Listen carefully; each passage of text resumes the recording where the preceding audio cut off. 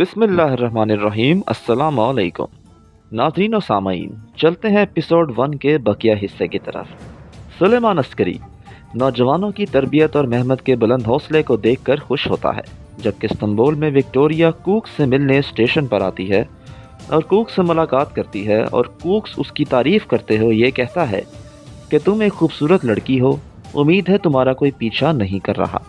और वो दोनों स्टेशन से बाहर निकलते हैं कि सुलेमान अस्करी की फौज का कप्तान शफीक विक्टोरिया का पीछा करते करते स्टेशन पहुंच जाता है और सिपाहियों को हुक्म देता है कि उनका मजीद पीछा किया जाए ताकि मालूम हो सके कि इनका अगला मंसूबा क्या है।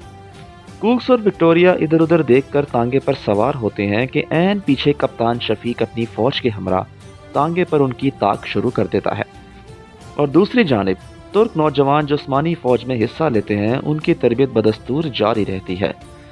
इस तरबियत के दौरान तमाम नौजवानों को बंदूक से निशाना लगाने का हुक्म दिया जाता है। महमद का भाई सईद, जो कि हौसले का ज़रा छोटा होता है, वो घबरा जाता है कि कहीं उसका निशाना छूट ना जाए। इसी दौरान महमद उसको खामोशी से कहता है कि तुम परेशान मत हो, तुम्हारा निशाना मैं लगा दूंगा, किसी को पता भी नहीं चलेगा। और महमद ऐसा ही करता है। अपने निशाने के साथ साथ वो अपने भाई के हिस्से का भी निशाना लगा देता है, जबकि सुलेमान अस्करी दूरबीन के जरिए तमाम नौजवानों का जायजा ले रहा होता है और महमद को ये काम करते हुए देख लेता है। जबकि उस तरफ कप्तान शफीक कामयाबी से कूक्स और विक्टोरिया का पीछा कर रहा होता है। अब सुलेमान अस्करी तमाम नौजवानों को एक कतार में खड़ा करता है, जबकि महमद और सईद को एक कदम आगे बढ़ने का कहता है और गलत काम पर महमद से सवालात पूछता है और उसकी सरजनिश भी करता है। जबकि सईद को ये वार्निंग देता है कि तुम्हें बचाने के लिए हर वक्त तुम्हारा भाई साथ नहीं होगा, और सईद को फौज से निकाल देता है, जबकि महमद को फौज में शामिल होने की मुबारकबाद देता है और तमाम नौजवानों में अपने वतन के लिए लड़ने और शहीद होने का जज्बा पैदा करता है। उधर कूक्स और विक्टोरिया भी बातों में मसरूफ होते हैं कि कूक्स को पता लग जाता है कि उनके पीछे आने वाली घोड़ा गाड़ी उस्मानी फौज की है, और वो ये भी जान जाता है कि उनके अपने तांगे का कोचवान उस्मानी दस्ते का बंदा है।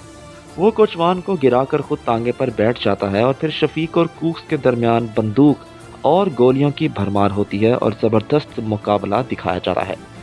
जबकि सईद महमद से गिला करता है कि महमद की वजह से वह फौज से बाहर हो गया है, जबकि महमद ने जो किया सईद को बचाने के लिए किया था। सईद को इस बात पर गिला नहीं करना चाहिए था। दूसरी जानिब कूक्स और विक्टोरिया उस्मानी फौज से बचते बचते इस्तांबुल के बाजार में घुस जाते हैं और उस बाजार में उस्मानी फौज और कूक्स के दरमियान ज़बरदस्त मुकाबला होता है। महमद की नज़र विक्टोरिया पर पड़ती है और वो विक्टोरिया पर गोली चलाता है, मगर बदकिस्मती से बंदूक खाली होती है। उसी मुकाबले में कूक्स के चमचे भी कूक्स को बचाने के लिए आ जाते हैं। उसी दौरान महमद भी इत्तफाक से बाजार में ही मौजूद होता है और उस्मानी फौज के साथ मिलकर कूक्स का मुकाबला करता है। विक्टोरिया फ़ायदा उठाकर वहां से भाग जाती है।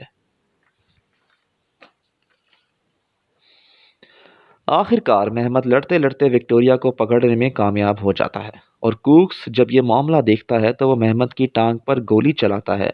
महमद जख्मी हो जाता है। विक्टोरिया उस्मानी फौज के काबू में आ जाती है। जख्मी होने के बावजूद महमद कूक्स के पीछे भागता है और कूक्स वहां बम फेंककर फरार होता है, जिसके नतीजे में जोरदार धमाका होता है और महमद मजीद जख्मी होकर गिर जाता है। कूक्स को उसके चमचे खुफिया जगह पर छुपा देते हैं और कप्तान शफीक के ढूंढने पर भी कूक्स नहीं मिलता। इस तरह कूक्स फरार होने में कामयाब हो जाता है, जबकि विक्टोरिया पकड़ी जाती है और उसको सुलेमान अस्करी के हेडक्वार्टर में ले जाया जाता है। दूसरी जानिब महमद को अस्पताल में दाखिल करवाया जाता है और महमद का बाप हुस्रो पहलवान और सईद डॉक्टर से महमद की हालत दरियाफ्त करते हैं।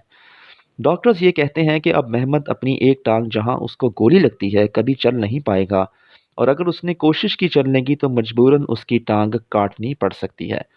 जबकि सुलेमान अस्करी कूक्स के फरार होने पर कप्तान शफीक की काफ़ी सरजनिश करता है, और जब उसको पता लगता है कि महमद की वजह से विक्टोरिया पकड़ी गई है तो सुलेमान अस्करी विक्टोरिया के जरिए कूक्स का ठिकाना तलाश करने की कोशिश करता है और महमद की खैरियत दरियाफ्त करने अस्पताल जाता है।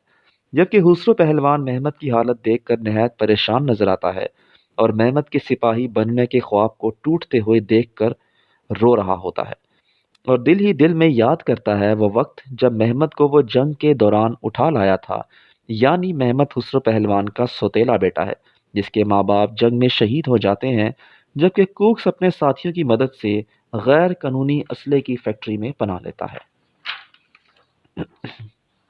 اس طرف کپتان جاوید وکٹوریہ کا منہ کھلوانے کی کوشش کرتا ہے۔ وہ وکٹوریہ کو ایسا چکما دیتا ہے کہ وکٹوریہ مجبور ہو جاتی ہے کہ کوکس کا ٹھکانہ بتا دے۔ یہ بات کہ سلیمان عسکری کو کوکس کے ٹھکانے کا پتہ لگ گیا ہے، غدار جابر کے ذریعے پتہ لگتی ہے اور کوکس سلیمان عسکری کا مقابلہ کرنے کے لیے تیار ہو جاتا ہے۔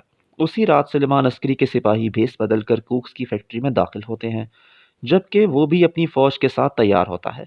سلیمان عسکری کے سپاہی اندر جا کر فیکٹری کو آگ لگا دیتے ہیں اور دونوں فوجوں کے درمیان زوردار مقابلہ ہوتا ہے، جس میں کوکس پھر سے فرار ہو جاتا ہے۔ سلیمان عسکری اگلے دن جب محمد سے ملنے آتا ہے تو خسرو پہلوان کو یہ آگاہ کرتا ہے کہ محمد اب فوج میں اپنی ٹانگ کی وجہ سے نہیں لڑ سکتا اور اس کی جگہ اس کا بھائی اب عثمانی فوج کا حصہ ہوگا۔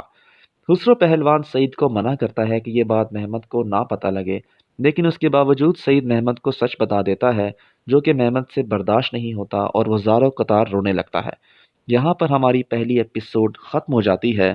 ہمیں اپنی دعاؤں میں یاد رکھیے گا، اگلی ایپیسوڈ کے ساتھ جلد واپس آئے گے انشاءاللہ۔